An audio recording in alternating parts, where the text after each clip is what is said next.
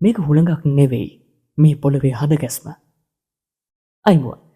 අද අපි සිනටොක්ස් වලින් කතා බහ කරන්නේ 2022 වසරේ නිර්මාණය වෙච්ච නිකුත් වෙච්ච කන්ටාරා කියන චිත්‍රපටය ගැන.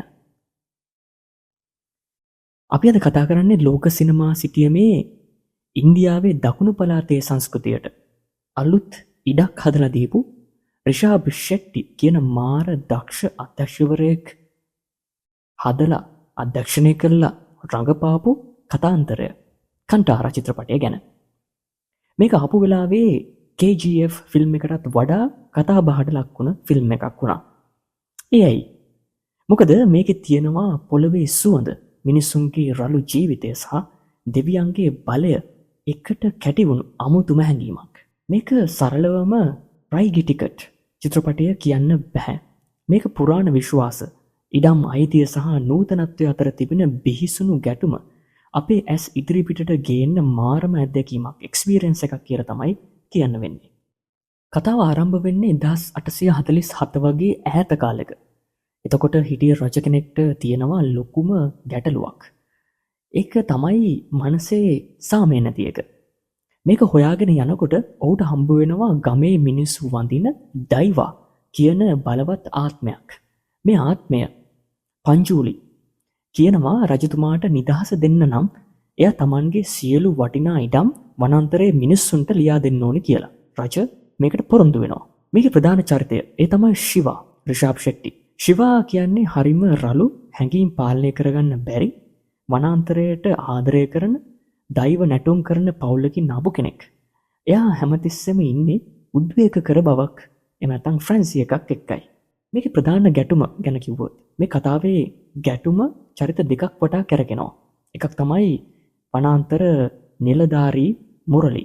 නීතිය සහ රෙගුලාසි ගැන විතරක් හිතන නූතනත්වයේ නියෝජනය කරන නිලධාරයෙකු. දෙවෙනි ගැටුම තමයි පොළොවේ හිමිකරු වන දේවින්ද්‍ර. රජතුමාගේ පරම්පරාවෙන් ආපු කපටි ඉඩම් හිමිකරුවෙක් තමයි ඔහු. මේ ගැටුමෙන් අපිට පෙනෙන්නේ ඉඩම වෙනුවෙන් මිනිස්සු සටන් කරන විදිය විතරක් නෙවෙයි, සංස්කෘතිය, සොබාදහම සහ මිනිස් අවශ්‍යතාව අතර තියෙන සටන කොයිතරම්ද කියලා.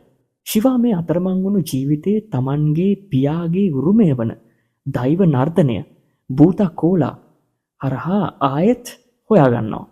රිෂාබ් ෂෙට්ටි අධ්‍යක්ෂකවරයෙක් විදිහට මේ ෆිල්ම් එකට ගෙනාවේ පුදුමාකාර රළු බවක්, රෝ ඇස්තටික් එකක්.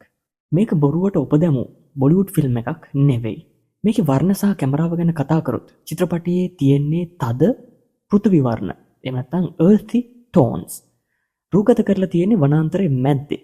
කැමරාව ගස්වල සෙවණැලි, මඩ සහ මිනිසුන්ගේ කෘෂි ජීවිතයේ දහඩිය හරිම ලස්සනට අල්ලගෙන තියෙනවා. මේක බලනකොට අපිට ඇත්තටම දැනෙනවා වනාන්තරය ජීවමානයි කියලා. ඒකට හදවත් තියෙනවා කියලා. දෙවෙනි කාරණාව තමයි භූතා කෝලා.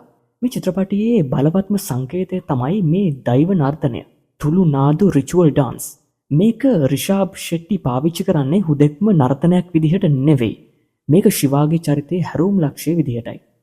හැම දර්ශනයකම තියෙන ශක්තිය සහ නාට්‍යමය බව, ඩ්‍රමටික් පවර් එක පුදුම සහගතයි. ඊළඟ කාරණාව තමයි සංගීතය සහ හඬපටය. වරහ රූපම් සින්දුව ගැන කතා නොකරම මේ විචාරය ගැන කතා කරන්න බෑ. චිත්‍රපටයේ සංගීතය හරිම එත්නික් සහ ෆෝක් ගතියක් දරනවා. ඒක කතාවේ තියෙන අභිරහස් සහ නීතිය, ඩ්‍රෙඩ් එක තවත් වැඩි කරනවා. විශේෂයෙන්ම සටන් දර්ශනවලට යොදාගෙන තියෙන සංගීතය නම් ඇඟේ මයිල් කෙලින් වෙන තරමටම හොඳයි. කන්ටාරා නිකම්ම ඉඩම් ගැන සටහනක් නෙවෙයි. මේක කතා කරන්නේ සංස්කෘතික ආත්මය ගැනයි. එකක් තමයි ප්‍රාදේශීය ජනතාවගේ හඬ. මේ චිත්‍රපටයෙන් පෙන්වන්නේ ආදිවාසී ජනතාවගේ විශ්වාසයන් සහ සාම්ප්‍රදායන් නූතන ලෝකයේ විසින් කොයි විදිහටද පාගා දමන්නේ කියන එක. වනාන්තරය ඔවුන්ගේ දේපලක් නෙවෙයි, ඔවුන්ගේ ජීවිතය සහ දෙවියන් ඉන්න තැන. දෙවෙනි දේ තමයි ශිවාගේ පරිවර්තනය. මුලදී ශිවා හිටියේ වගකීම් විරහිත දාමරිකයෙක් වගේ. ඒ කතාවේ අවසානට එනකොට එයා තමන්ගේ පරම්පරාවේ සැබෑ උරුමය තේරුම් ගන්නවා.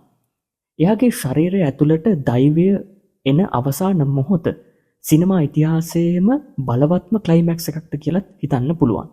ඒක අවසාන මිනිත්තු 15 ශිවාට වෙන්නේ මොකක්ද? එයා දෙවියෙක් බවට පත් වෙනවාද? එයාගේ පියාගේ අභිරහස එලිදරව් වෙනවද? මේ ප්‍රශ්න අපේ හිතේ ඇති කරලා චිත්‍රපටය ආත්මීය තලයකට ස්පිරිචුවල් ලෙවල් එකකට ගෙන යනවා. කන්තාරා කියන්නේ දෘශ්‍යමය වශයෙන් විශ්ම ජනක නැත්නම් විෂුවලි ස්ටනින් චිත්තවීගීව ශක්තිමත් සහ සංස්කෘතික ගැඹුරක් සහිත චිත්‍රපටයක්. මේක බලනකොට ඔයාලට දකුණු ඉන්දියාවේ සිනමාව ගැන තිබ්බ හැම පටු අදහසක්ම වෙනස් වේවි. මේකේ කතාව සෝ බර්න් ගතියක් තිබ්බත් අවසාන ක්ලයිමැක්ස් එක එනකොට ඔයාලා පුටුවේ අද්දරටම ඇවිල්ලා ඉඳී. ඒ රිෂාබ් ෂෙට්ටිගේ රංගනය සහ අධ්‍යක්ෂණය සුපිරිම මට්ටමක තියෙන නිසයි. මේක නිකම් ෆිල්ම් එකක් නෙවෙයි. මේක තුරුනාඩු ආත්මය ගැන කියවෙන බොහොම අපූර්ව කතාවක්. ඔබ මේ චිත්‍රපටයේ වරාහරූපම් සින්දුව ඇහුවද? ඒ ගීතය චිත්‍රපටයේ කතාවට කොයිතරම් ගැලපෙනවද? අපිට කියන්න. පල්ලෙන් කමෙන්ට් කරන් යන්න. මේ සිනටොක්ස්. සුබ දවසක්.